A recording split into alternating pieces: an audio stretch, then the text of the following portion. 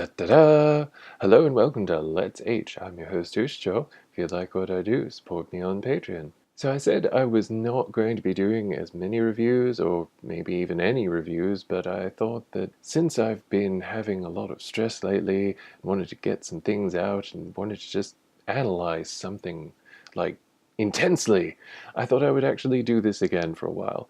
This is not going to be an overall positive review, as this is, as I said, kind of be getting things out, and I can't find my best mic, so I'm sorry. I know this isn't the usual audio quality, and I can't really do anything about that, but I'm doing what I can. This review combines the latest two seasons of American Horror Story, Roanoke and Cult, and it's basically going to be me talking about why I hope the best for the upcoming season, but why American Horror Story has stopped being a love-hate relationship and has just been more of a what the hell is this relationship. Jessica Lange, I will say, was the best part of that show.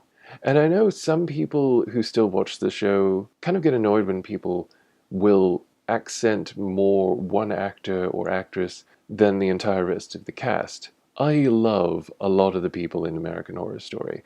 Honestly, I think that frankly, it has better actors than it deserves for the material, which is usually bad. The only season that was really consistently entertaining and coherent was the first season. Murder House has got to be the best season of the entire show. It actually worked together, the characters were interesting, the situations were compelling, and while it did kind of outstay its welcome ultimately, it at least had a satisfying resolution and was interesting in the way that it showcased the actors that it had. I thought that was very good about it. All of the ensemble cast had a moment to shine at least, and most of them had several moments that made them memorable. Its second season could very well have been the end of the entire franchise because it decided to go in a different direction, and while the story was somewhat coherent, it started to show a lot of the hallmarks of Ryan Murphy's poor creative direction. It also mainly took place at an asylum, which, to be honest, was not the best place to put it.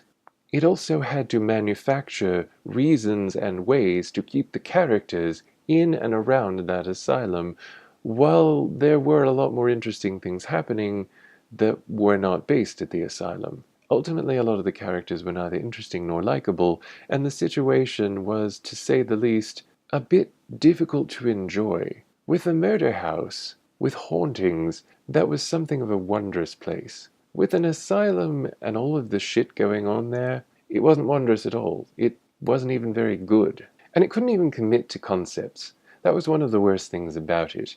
You had basically the angel of death, you had Satan, you had all these other things, but it never committed to them, and it kept changing its story. Fuck it, commit to something. Don't just dance around the subject the entire fucking season, and then decide at the last moment, at the 11th hour, oh, that wasn't how it really was, here's how it actually went. Only one thing in the world that I've experienced was able to do that well, and that was the movie Clue, and that's because it had an amazing cast and a really good script, and everything came together extremely well. It also had a lot of improvisation that worked superbly for what it was. American Horror Story doesn't really have room for that. As I've said in a couple of things that I don't remember if I recorded or not, I've had conversations with people, and typically the way that American Horror Story goes is the premiere of a season is usually fairly solid because it's just one episode. It's one thing, it's one story that can be self-contained and fairly coherent. It is like the original film of a franchise.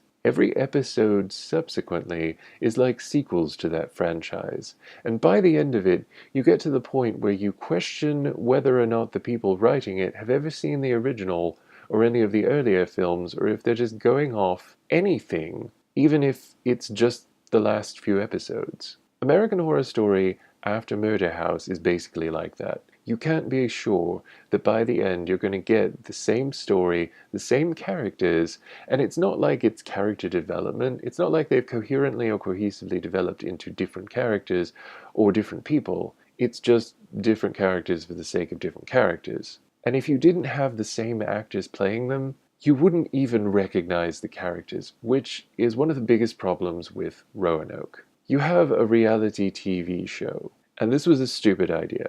This was a really stupid idea. Because if you were watching any of the promos for season 6, it was clear they had no idea what the fuck they were doing. They had no idea. And I don't care what people say happened behind the scenes or related to the production. It was obvious that Hotel was a disappointment. They were obviously waiting for Jessica Lange to say that she would commit to it, and when she didn't, they tried stunt casting, which did not work, obviously. Lady Gaga was embarrassing as the Countess, and she was never really sympathetic. She was never compelling either. She wasn't the kind of character that Jessica Lange could portray, where even if they were kind of an awful person, you still wanted to see them on screen.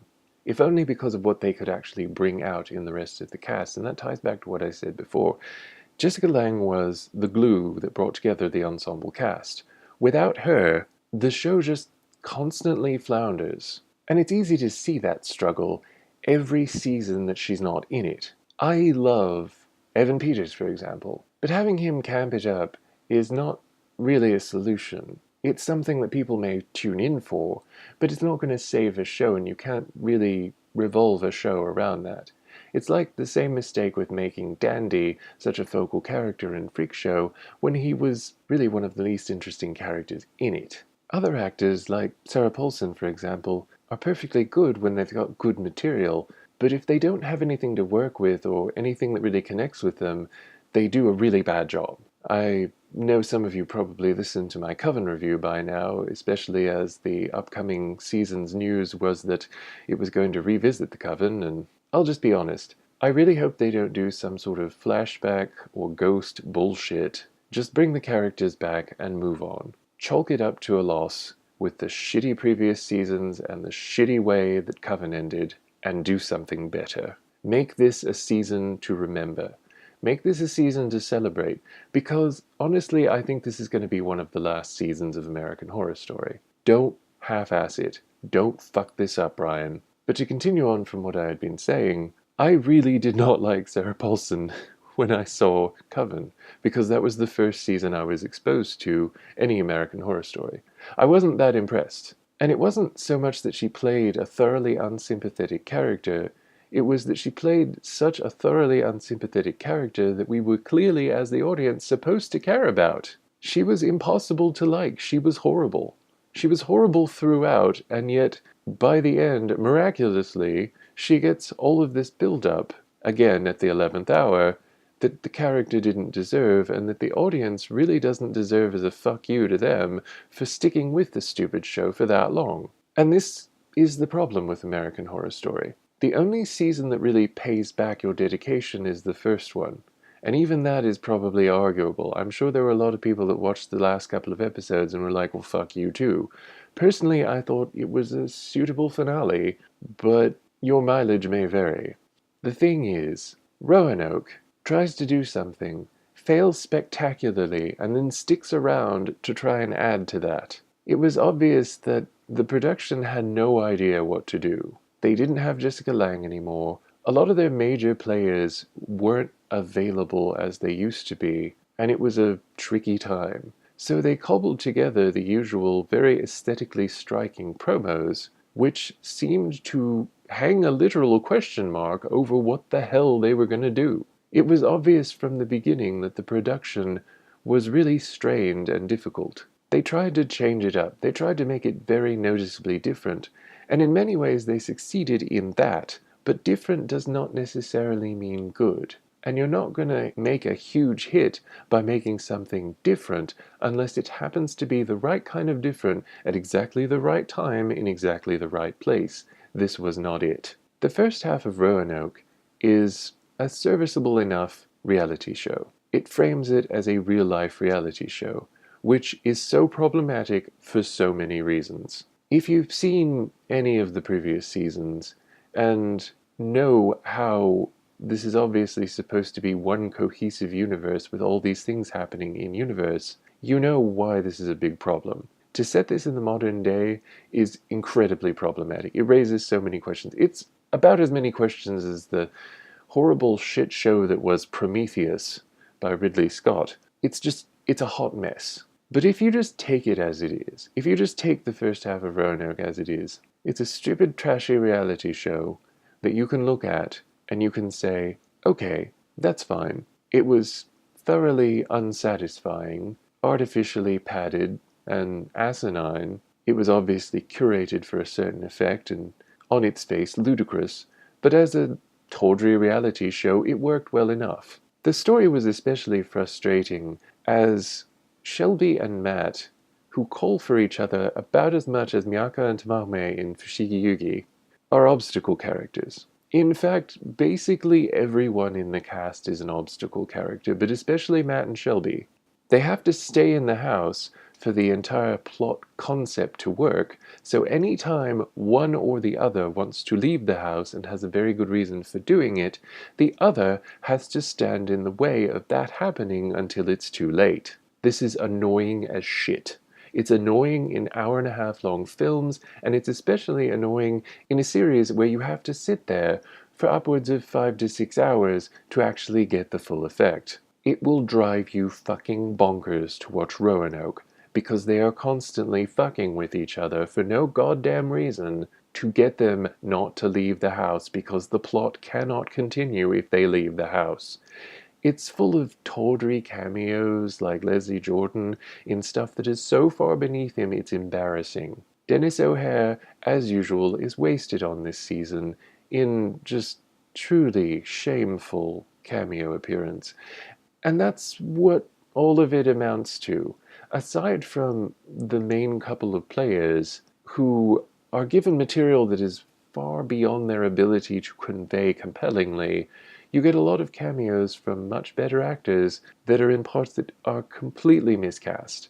Like, I can think of no better example than Frances Conroy, comically miscast in a cameo appearance as the matron of the Cannibal Hillbilly family. Because, of course, there are cannibal hillbillies in this show that is about a haunted Roanoke mansion. It's like they threw all the stereotypes into a blender and decided to draw straws and then said, if any of these are actually appropriate casting, you have to trade off with someone else. Frances Conroy is a great actress, but she is far too elegant to give any real believability to this hillbilly, cannibal, matronly character. It is just comical in its ludicrousness. And at no point do you really sympathize with Matt or Shelley. They're thoroughly stupid characters that constantly stand in each other's way and the story's way. They're too stupid to live, literally. And Lee has this plot, and I don't really know what we're supposed to think about it because it's impossible to sympathize with her too. She's there and she's basically an asshole all the time.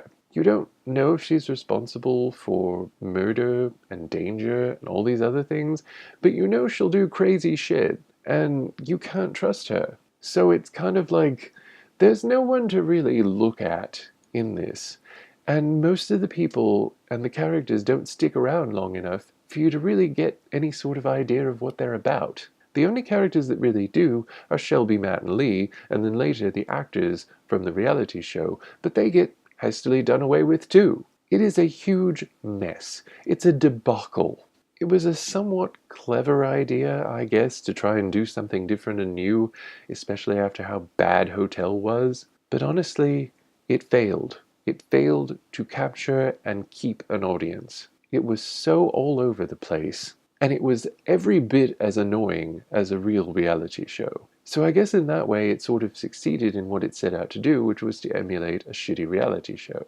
But it also raised more problems than it solved in the American Horror Story universe, which we are supposed to take as intertwined and interacting. It's kind of ridiculous that all of these characters, who look identical to other people, and not just like a resemblance, but identical to other people, interact in these same worlds, and so many of them are well-known celebrities or public figures. Kind of weird. But that's just one of the many questions that's raised by the incoherent shit show of American Horror Story. The 7th season cult, the less said about this the better. I honestly don't know if it was Ryan Murphy trying to fit in with the Tumblr crowd or Ryan Murphy being a huge asshole to the Tumblr crowd. Because I will say, Tumblr gets a lot of shit. There are horrible communities on Tumblr, and there's a lot of shit in these communities that you see in Cult. There's just this laughable stereotype of a character that is actually the main character, and it's played by Sarah Paulson, and she does a horrible job with the character, but she also has horrible material. You don't want to see her succeed. You don't want to see anyone around her succeed. There is no one to like. And it's just constantly ramping up the shit. Like, the thing about Roanoke was that in the reality show, they got Evan Peters to finally play a gay character. And it's funny to watch this because, like, at first they wanted him to be the teen dream, the dreamboat for the presumed audience of teenage girls watching. And he did a great job as Tate. Tate was dangerous, probably bisexual, violent, but ultimately had a good heart, maybe, or maybe not. You couldn't be sure with him, but the bad boy persona worked really well for him. And they kept trying to do that in every subsequent season. You know, you had Kit in the second season, you had Frankenbro in the third. You know, build your own boyfriend. You had Jimmy Darling in Freak Show, who was, you know, very active in that way. But then you had super campy Mr. March in Hotel, and then just got dialed up again to Mr. Mott in Roanoke, and the actor who was not like the character, but it was still exploitation of the actor for what the audience obviously wanted to see. And then that was dialed up further to like 11 in Cult, with this guy who is obviously just a human disaster area. Without the charisma of Evan Peters behind him, he wouldn't have worked at all. He barely works as what he's written, but it's ludicrous. It's utterly ridiculous. When there's any sort of gay shit going on, just like gay shenanigans, it is ridiculous. Just on its face, completely ridiculous. And it's done in such an unappealing way. It's sort of like, well, this is what you wanted, here you go. So be careful what you wish for, because Ryan Murphy will give it to you, and it will be utterly awful and thoroughly impossible to enjoy. Because I love Evan Peters, I love Colton Haynes. Seeing them together was something that I'd wanted for a really long time, and I got that. And it was awful.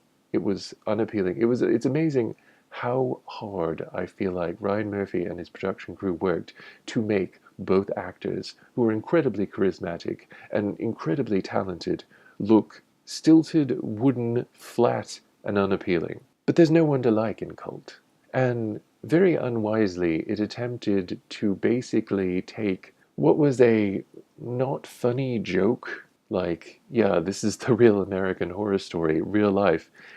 And it's something that Tate had said in season 1, you know, it's a fucking horror show out there. But it doesn't work when it is expanded to a season of 10 episodes. And it doesn't work either when you need a lot more nuance to your writing and your ability to convey that no matter who is running it, no matter who is organizing it, having a cult of people that judge others by labels and oppress others by labels and decide that someone is bad because of something they were born as or born into, no matter who they are, if they're assholes, it's not a better thing. Like, the Scum Manifesto was the ravings of a fucking insane woman who tried to murder a dude. And, like, I don't even like Andy Warhol that much. I don't really like him much as an artist.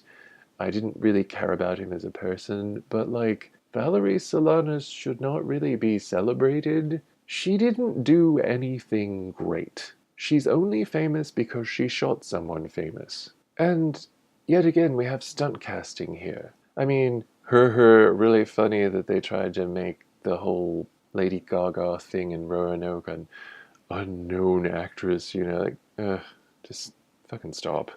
She was not good in Hotel, she was not good in Roanoke, and trying to make her like the original witch in this universe, that's also bullshit. It made no sense, it added nothing, and if all of her scenes were cut, nothing would be lost. at all. In fact, it would be better because that would be more mysterious. That whole character, the figure, would be much more mysterious and it would actually make it more effective. And can we just talk about what a ridiculous bullshit the dialogue was in Roanoke? Like that whole old-timey speak that they tried to pretend like was conversational between them. Oh my god, way to make it super awkward. And it was even worse because Wes Bentley was one of the main actors who was spouting it. Like, Kathy Bates is a good actor, unlike Wes Bentley, and even she was having a lot of trouble making the dialogue sound natural. She just sounded ridiculous, her role was terrible, she did a bad job. Like, I know she was trying, but she did a bad job. But getting back to Cult and the inherent problems with it, tying things into real life and trying to fictionalize real people is super problematic. You should not take real life and death situations, real people, and fictionalize them so that you can get a reaction out of your audience, which is what was happening here. And the stunt casting was kind of consistent with that. You had an asshole cast as an asshole. But you had this ridiculous web of story behind Valerie Solanas being a mentally unhinged asshole who wanted to murder someone because she didn't like him. Cool. By which, of course, I mean not at all cool or okay. The whole season of Cult made everybody involved look worse. And I sincerely hope that most of the people in it were just there for a one-shot and don't come back for any future season. I know that the main ensemble cast are in it for the long run, but I hope not to see Colton Haynes ever in American Horror Story again. He was wasted, and Billy Lord was wasted. Pretty much everybody in Cult was wasted. It was a waste of time. It was a waste of their ability. It was a waste of their talent. It was a waste of viewers' time. It was just something that was so ill-conceived and ill-considered and just frankly stupid that it should never have existed. And that's really one of the things that separates the first 4 seasons, for example, from the last few seasons. At least the first 4 seasons you can kind of watch and be a part of the dark fantasy. But seasons like Cult, you can't really do that with. Seasons like Roanoke, you can't do that with, because they are purporting to be real, and there is no real sense of wonder. It kills the wonder. It kills the wonder by doing a reality show. Even if you try and make it in-universe or real, and I'm doing the finger quotes, it still kills that, so that by the time you get round to linking it back, you've already ruined it. It's not believable anymore, and you don't want to believe in it. Cult is the worst culprit in that you don't really want to believe in it, and we already had experienced the reality of this, which makes all these make-believe fictionalized shenanigans with real-life people even more shameful and embarrassing. It wasn't compelling, and it certainly wasn't pleasant, and nobody wanted to be reminded of it. Certainly nobody that regularly watched American Horror Story, and certainly not anybody that was actually watching to try and, I don't know, find some compelling characters, find somebody they could identify with or sympathize with or at least worry over and wonder if they were going to make it to the end of the series. And ratings have shown that there has been a steady decline since Jessica Lange left the show. The show started out solid enough and actually did very well by the end of the first season, and the second season was plagued with problems and a lot of viewer ennui. Coven really revitalized it, and sort of coasting on Coven, people tuned into Freak Show, but it kind of lost a lot of steam, and so people lost a lot of interest by the end of it. But it still performed perfectly well. Hotel was one of those that was a steady decline. It was just downhill from the beginning. Roanoke, worse than that, and Cult, worst of all. It's just such a bad idea that I can't say I'm surprised to see Murphy trying to do that crossover that he's teased for years now.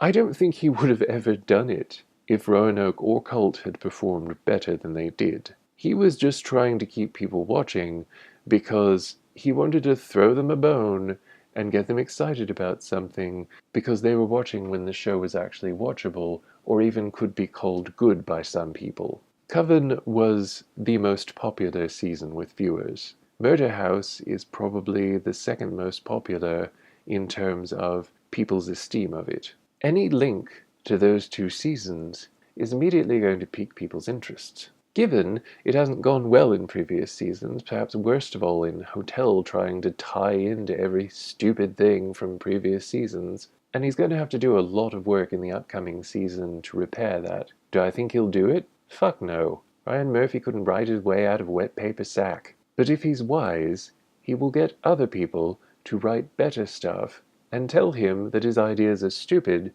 because the previous two seasons have been a dumpster fire and an unwatchable mess. If you want to watch the best of Roanoke and Cult, watch the first 5 episodes of Roanoke, and if you're still conscious by the end of it, and you're still sober by the end of it, you are a miracle worker. The last half of Roanoke is an interminable slog of disaster, embarrassing cameos, and actors who are far better than the material they are given. The first half is like a shitty reality show version of Murder House, but with everything much, much shittier, less compelling, less interesting, and less sympathetic, far less involving, and far less identifiable. Unlike Murder House, it stays around for half a series too long. One kind of majorly padded last episode is much better than an entire half of a series that should have just been 5 episodes.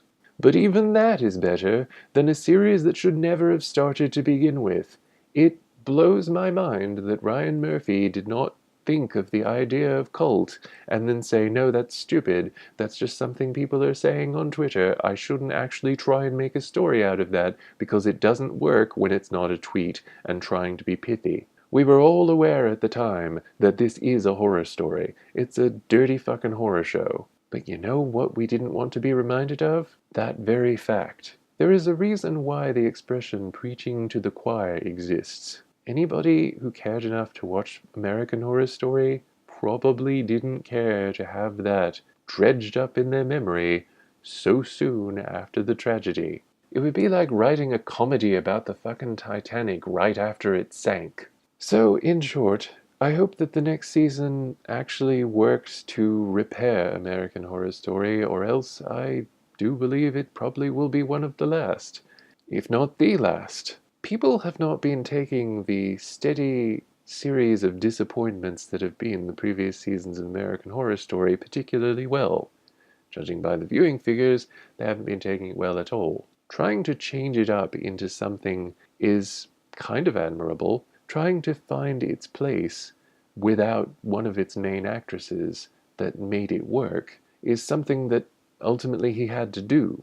But changing it up into Hotel didn't work. It was trying to make exactly the same formula work with much clumsier material and a lot worse actors. You cannot cast bad actors or simply inexperienced actors in major roles and expect them to do well with material that is frankly subpar.